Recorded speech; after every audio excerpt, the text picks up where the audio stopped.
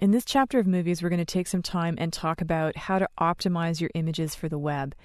And optimizing images is really a critical skill when you're designing web graphics, because it's up to you to create images that look as best as they possibly can, but have the smallest file size.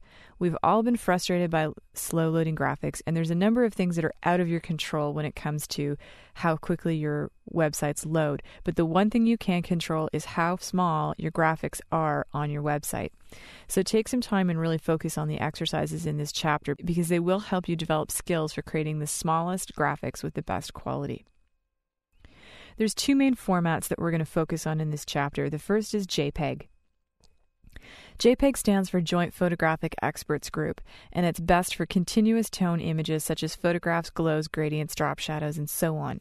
The image here is an example. It's a photograph, and JPEG is best used on images that have transitions of color that fade from one to the next. Photographs, continuous tone images fit that criteria. The next file format is the GIF file format, which stands for Graphic Interchange Format. It's best for simple graphic images with large, solid areas of color, such as logos, illustrations, cartoons, line art, and so on. The one you see here is an example.